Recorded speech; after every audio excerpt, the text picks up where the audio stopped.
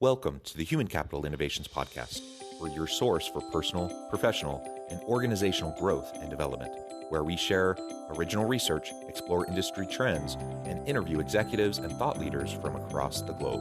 We hope you join us often for practitioner-oriented content around all things related to leadership, HR, talent management, organizational development, and change management. Maximize your personal and organizational potential with Human Capital Innovations Podcast. Do you enjoy the Human Capital Innovations Podcast? Please subscribe, leave a review, comment, share, and consider supporting the podcast on Patreon, even at the producer and sponsorship levels.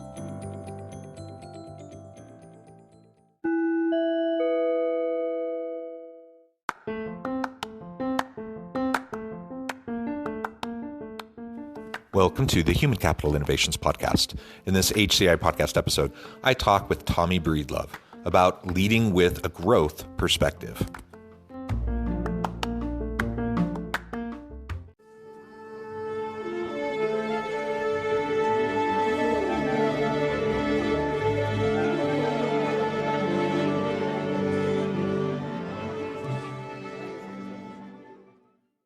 Tommy Breedlove, welcome back to the Human Capital Innovations Podcast.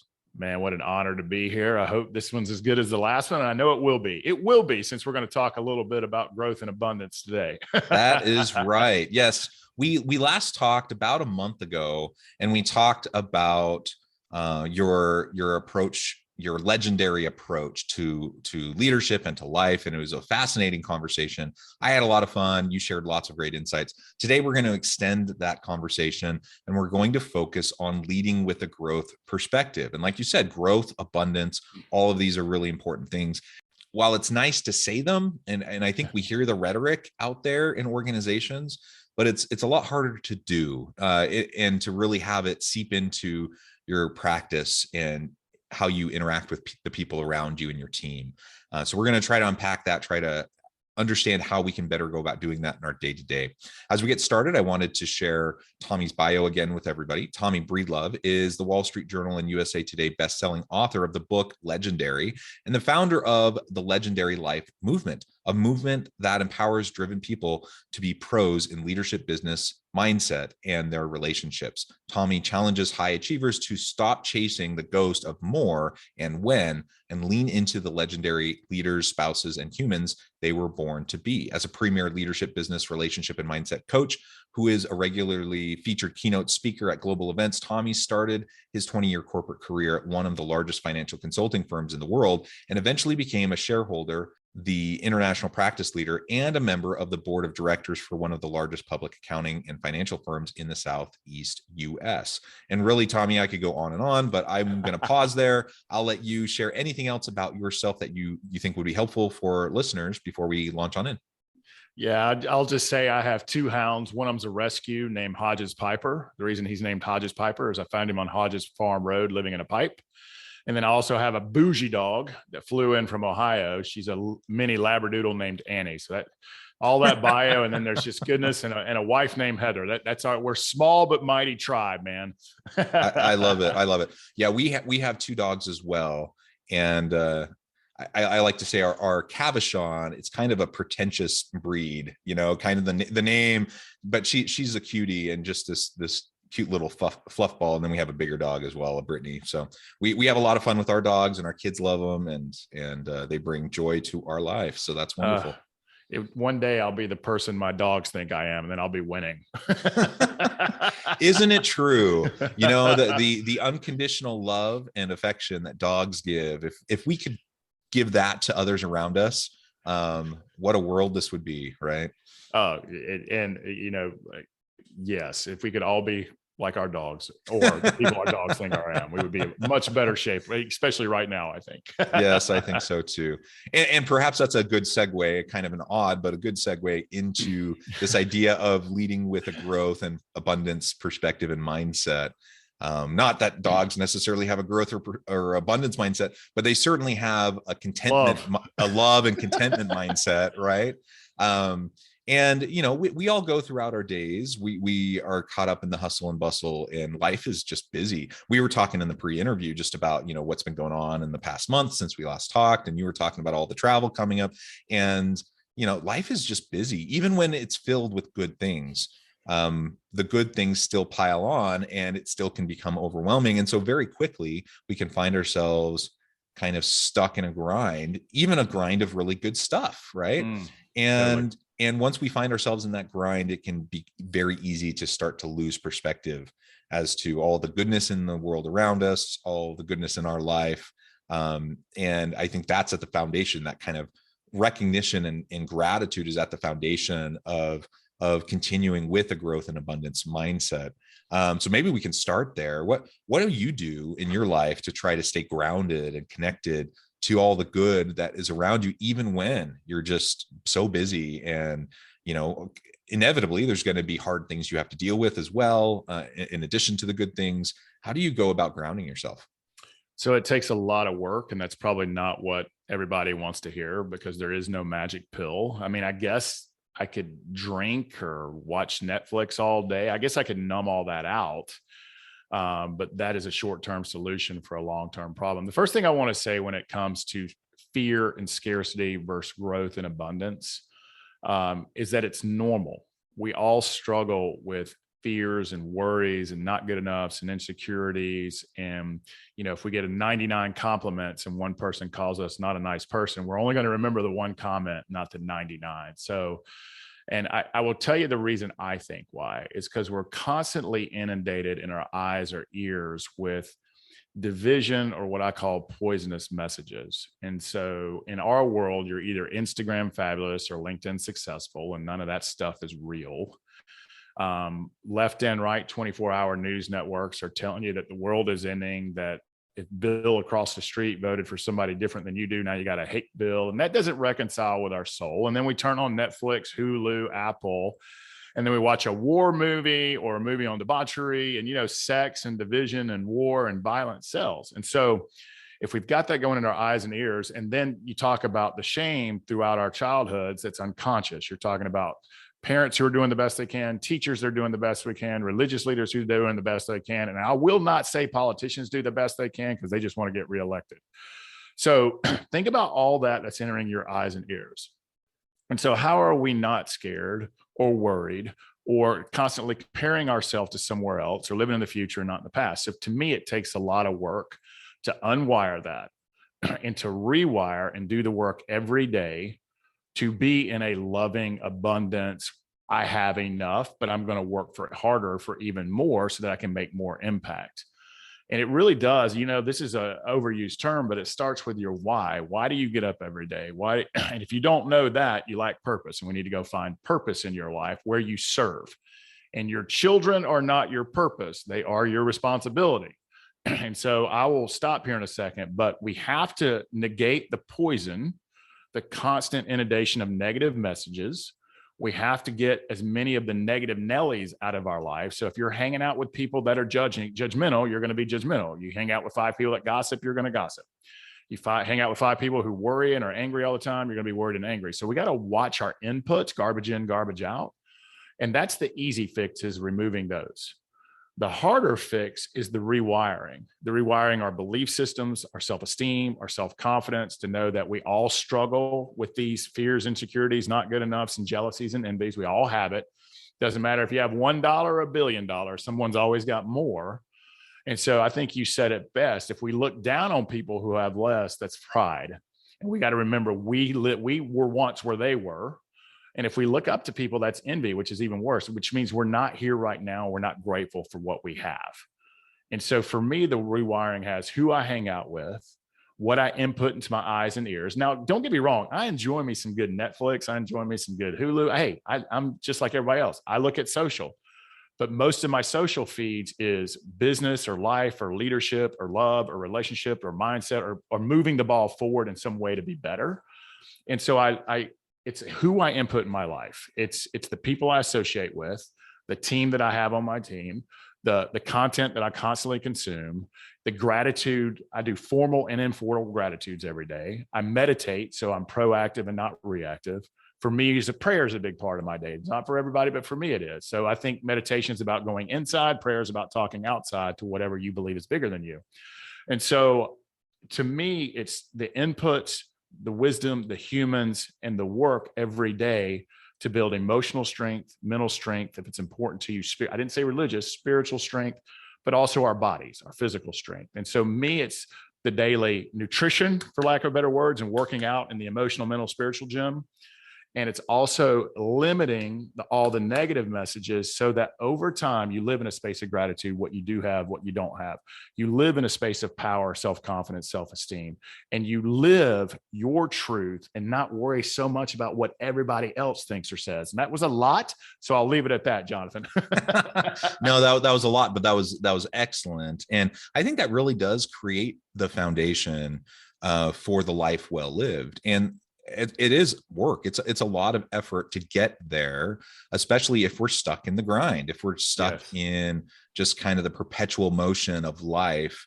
And as you were saying right there at the end, so many of us get caught up in the expectations of the world. And so we're not even living for ourselves. We're living for, whatever other external entity to us, the expectations they're imposing on us, or that we feel like they're imposing on us.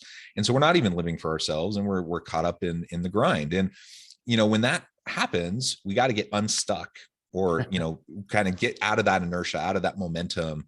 And we do that through mindfulness practices, through being present in the moment. And there's a variety of ways to go about doing that. You listed a bunch that we can start to do to really get ourselves unstuck.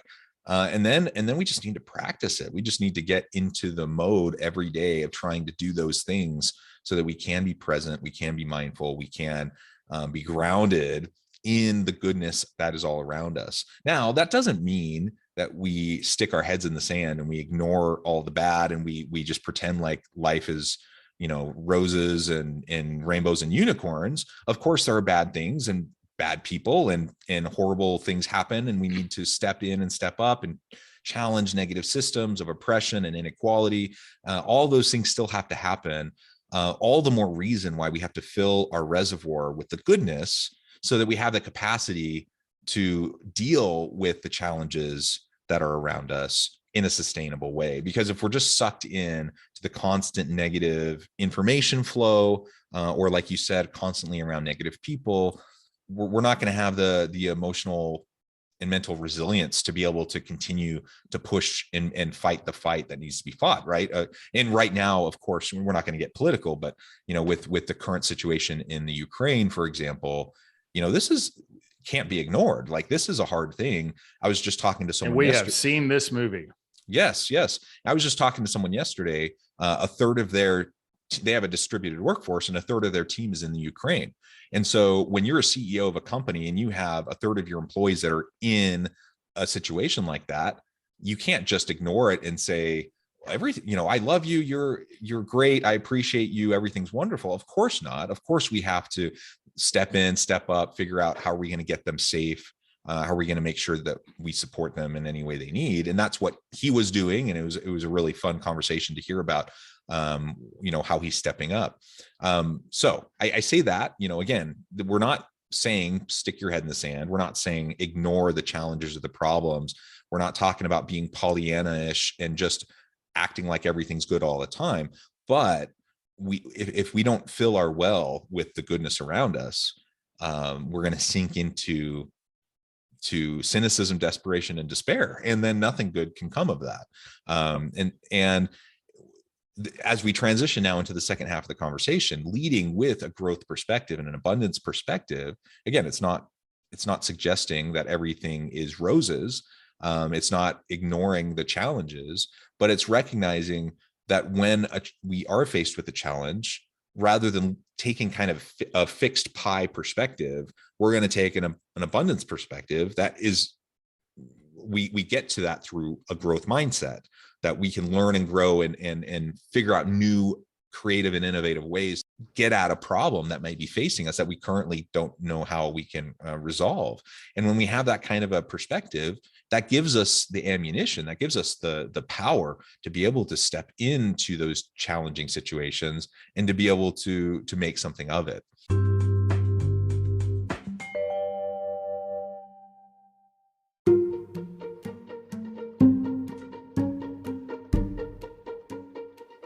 Welcome to the Human Capital Innovations Academy. Courses, micro-credentials, and certificates to upskill and reskill for the future of work.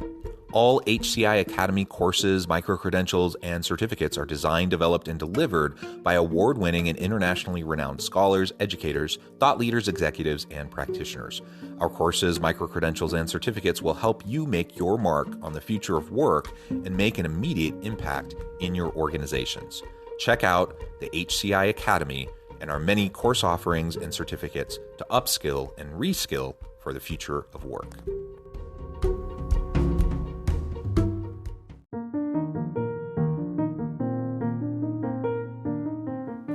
Check out our new weekly LinkedIn newsletter, Alchemizing Human Capital, exploring industry trends via original research and interviews with executives and thought leaders from across the globe. We look forward to having you join us.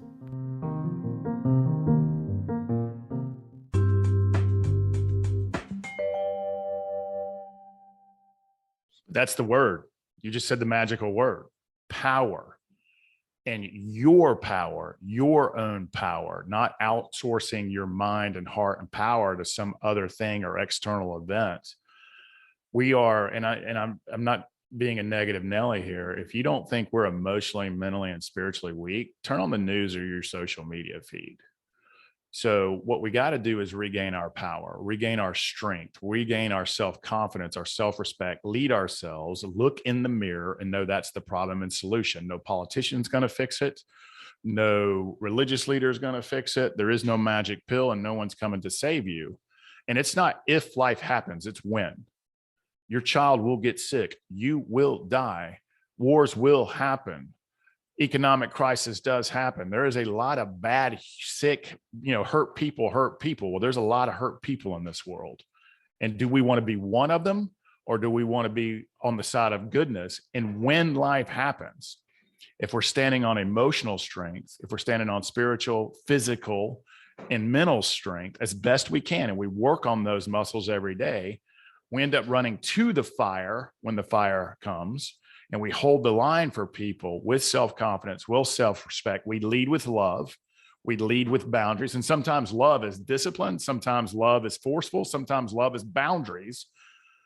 But we know when to say enough is enough. We know when to speak up. And we stand on the side of goodness, righteousness, self-love, self-respect, confidence, and leadership to fight that darkness that comes, whether it's a sick child, we get sick, something happens to us economically, something out of our control. Like there's not much in our control. Our money, our kids, our families, our husbands and wives, our shiny things, our respect, our status, our jobs, all of that can be taken away from us like that in a blink of an eye. And if you're standing there if you're standing there weak, you're going to crumble into depression, anxiety, fear, worry, and maybe even worse. But if you've worked on this, if you've mitigated the negative that's coming into your life a lot and concentrated on owning your own power, owning your own confidence, and standing there with courage and confidence, not in an arrogant way, which is loud and insecure, in a calm, peaceful way, and say, I've got this, no matter what comes my way. I will be a pillar for my community, my family, whatever it might be. That's when you know you've done the work. And it's just like going to the gym. Once you do one rep, you get stronger. Heart reps, mind reps, physical reps, and soul reps. You get stronger and stronger and stronger and stronger. And the elimination of all the negative messaging and fear-based messaging and division messaging and all of that stuff that we are constantly inundated with, that helps you also stand in power. And by the way, cutting all that off doesn't mean you will be ill-informed. I'm telling you, how many people have mentioned the words Russia and Ukraine? You would have never had to turn on a TV, a newspaper, or social media. 100 people would have mentioned it to you. And then even worse, they would have given their opinion about it. So you get their opinion as well, which is not worth anything. But so you're never uninformed. You're just mitigating all the stuff that comes in so that you can control what you can control, which is your choices, mindset, and attitude. And that's it. And I'll leave it at that. Yeah. Very well said. And so now, a lot of what we've been discussing up to this point is really the self-work that needs to be done. How do we go about doing this, not only for ourselves, which is hard enough, right? But also doing it for our teams. We're leading people. We have a team of people around us. and we want to lead with a growth mindset, with an abundance mindset and perspective. How do we go about doing that? Again, when often in organizations, we're also busy, we're running around like chickens with our heads cut off, just trying to get stuff done. How do we disrupt that so that we can lead with a growth and abundance perspective? Again, it starts with leading ourselves first. So we've talked about that at length. So we must walk the walk. People want two things. Well, they want a bunch of things in a leader. I'm gonna give them to you real quickly, and I'll go through them real quickly. They want confidence. So true confidence, not arrogance, confidence. Confidence in direction, confidence in your craft, and confidence in your leadership. And we just talked about all that self-work that builds that confidence. There's two types of confidence: the confidence in working your craft, doing the reps over every day to be good at what you do, and the reps on self-esteem, self-respect, and self-leadership. So that's confidence is number one. Number two is they want consistency. Doing that self-work will make you consistent. It's also walking the walk, doing what you say you're going to do and showing up when you say you're going to show up. It's really that easy. And showing up for yourself so that you can show up for them. If you start canceling appointments and not walking the walk and being inconsistent, they're not going to trust you. They're not going to respect you, and they're going to leave because they don't feel safe. They want to feel safe, seen, and heard. They want someone who's optimistic. We talked about that ad nauseum. If you stay on this side and do the reps and input and goodness and wisdom and learnings and growth, you're going to be more optimistic. If you feed yourself with poison, you're going to be negative. So they want optimism. And finally, they want authenticity. They want someone who will ask for help. They want someone who says, I don't know, but we will figure it out together. And they want someone who shares wisdom and not opinions. And so opinions look like you and should. Wisdom looks like, I've been there, I've messed this up, this is what I did to fix it, this is what it looks like now, and here's the wisdom I would shed onto you. Two things that does is it A, lets them know that they're not alone in their struggle, their error, or the challenge that they have, because you've been there and you've shared wisdom. And B, you've given them the gift of going second so that they can share openly with you. That's what authenticity does. So all of those things, whether it's consistency, confidence, optimism, authenticity, and showing up and doing what you're saying you're going to do, that's how you lead. You lead from the front. You don't lead from the rear. And you lead by walking the walk and doing the things that you're asking of them. And it's really that simple, but how come so many people get it wrong? And here's the thing about that, where you said it best. We're all I have a very full schedule. But the two most important things to me, number one is our people, and number two is the people we serve. That's the two things that are most important. If your people are not happy and they're not led, your clients, your customers are not happy. I promise you. So they're the biggest asset you got. I don't even care if you're a technology company, your people are the best asset. And we are craving connection more than ever. So are we giving them the connection that they want? Are we there for them? Are we communicating? Are they connected to each other? And so our people is our number one asset. So we have to prioritize the time with them. And here's the last thing I'll say, and then I'll get off my soapbox, is, man, in business, and we're all guilty of it, guilty as charged on this. I have to remind what I love about this, brother Jonathan, is I get to talk in the mirror all day. Like, Tommy, remember this, because you got to apply. This is one thing I need to apply.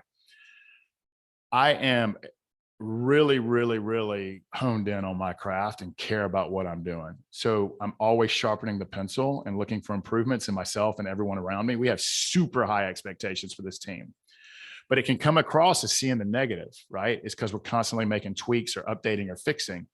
I have to remind them that 99 out of 100 things they do are world-class and badass, and they're on the side of good. Same thing with us. We're so hard on ourselves. We've got to look at the novel in totality. We got to look at the novel, because most of the novel is really good. There might be two sentences that aren't so good, but see the good and not the bad. Recognize the good, think the good, and be grateful for the good, but constantly sharpen that pencil as well. So see the good in yourself and see the good in your people is great leadership as well. I'm reminding myself, by the way. Yeah. And it's a good reminder for me too.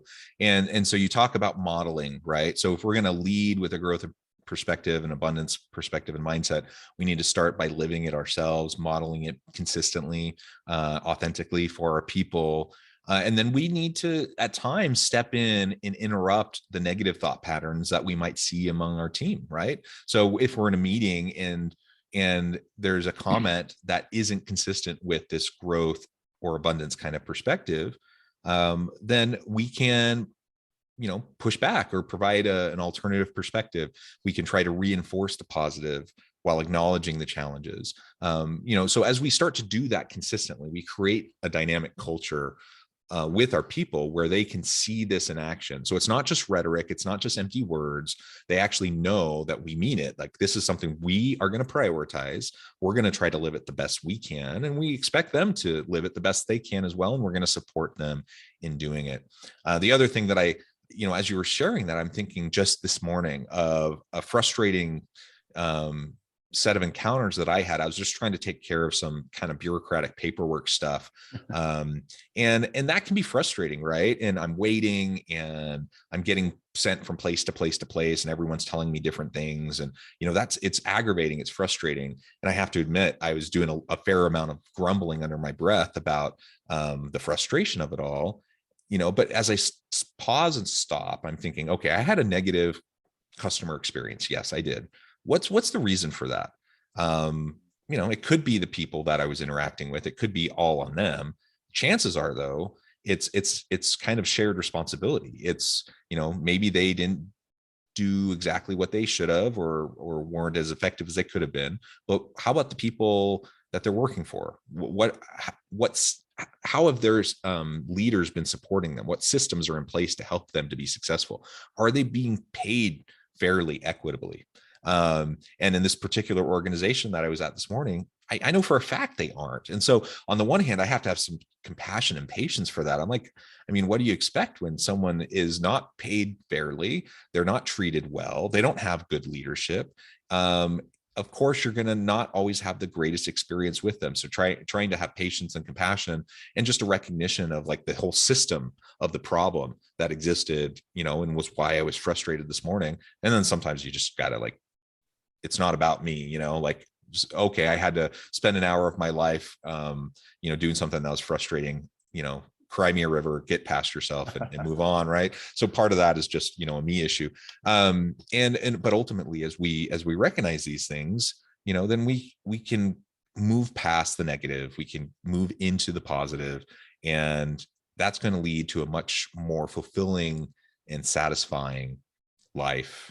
It's going to lead to a much more fulfilling and satisfying place of work, better relationships, stronger teams. Ultimately, that's what we all want. Yeah, that's the birthplace of empathy and compassion for sure. And everything you just described there is empathy, compassion. There's a flip side of that, though, is we can be empathetic and compassionate without lowering our standards and minimizing, and we can set the standard that we want so that others can follow us. And I've got to be very careful of the line I walk here. So let's see if I can do this with some grace. All of our media, I don't care if you prescribe to the left, right, or try to be as center as you can, which is most of us, whether they tell us that or not, it's really, we're all pretty balanced humans who want a lot of great things socially, but also want us to be safe and financially free and all that good stuff. So we'll just leave it at that. But both sides are either telling you you're entitled or a victim. And those are dangerous, dangerous, dangerous things. Both sides.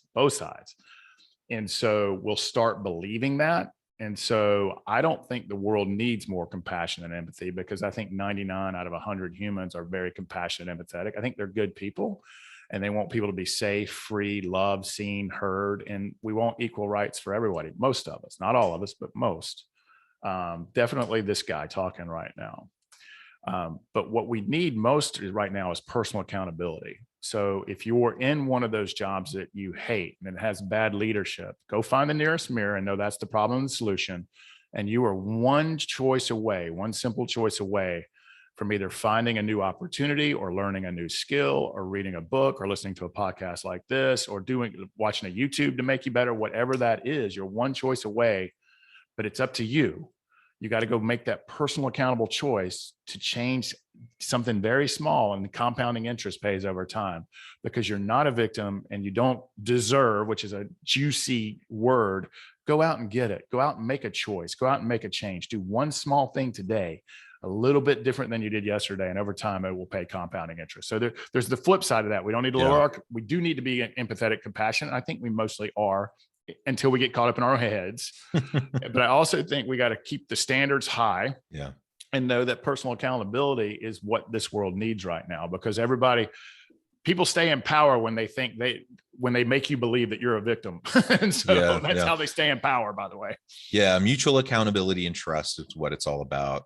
Well, Tommy, it has been a pleasure. I know at the time I'm going to have to let you go. Another fascinating conversation. Thank you so much for your insights, your wisdom. Before we wrap up, I just wanted to give you a chance to share with listeners how they can connect with you, find out more about your work, and then give us a final word on the topic for today. Yeah, Jonathan, thank you for that. Please reach out to us, legendarylifemovement.com. We've got retreats coming up, experiences coming up, masterminds and communities.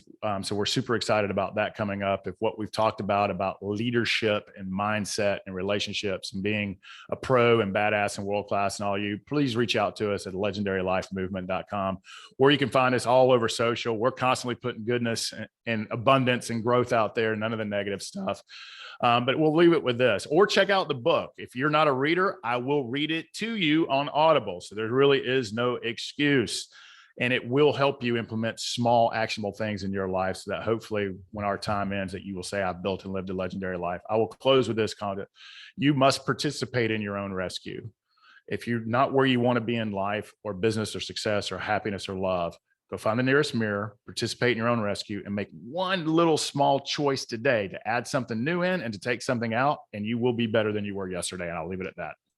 I love it. Thank you, Tommy. It's been a pleasure. I encourage listeners to reach out, get connected, find out more about what Tommy and his team can do for you. And as always, I hope everyone can stay healthy and safe, that you find meaning and purpose at work each and every day.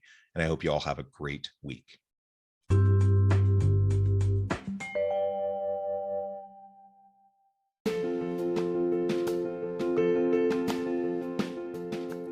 Bluer Than Indigo Leadership, the journey of becoming a truly remarkable leader.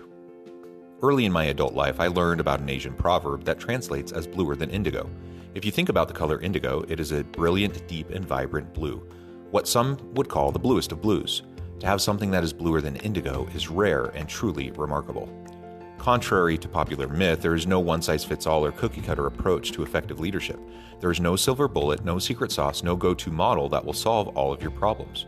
The truth is, great leaders have all had their unique strengths and flaws, and have all had to discover and then pave their own distinctive path in their life's journey to fulfill their leadership potential. Bluer Than Indigo Leadership will help you discover your own path and explore those ordinary, everyday actions that will help you respond to an uncertain future and produce extraordinary results for individuals, teams, and organizations.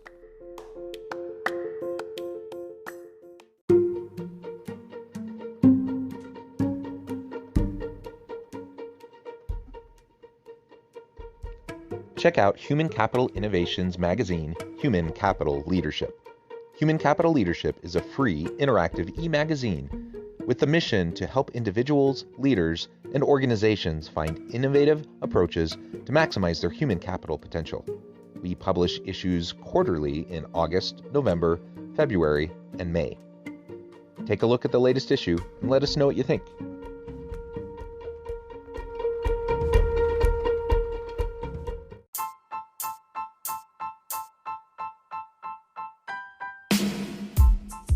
The alchemy of truly remarkable leadership.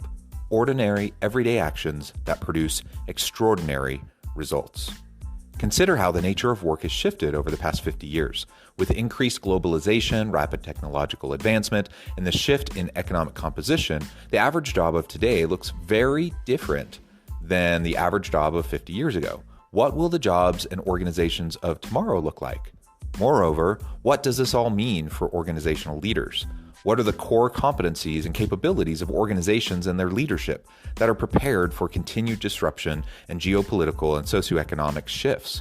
Regardless of what the future holds, increasingly, leaders need to be socially minded, data-driven, decisive, champions of talent, and disruptors of the traditional notions of leadership, teams, organizations, and work. The alchemy of truly remarkable leadership will help you to explore your own leadership competencies and capabilities and consider ways to apply and implement them into your workplace and personal life.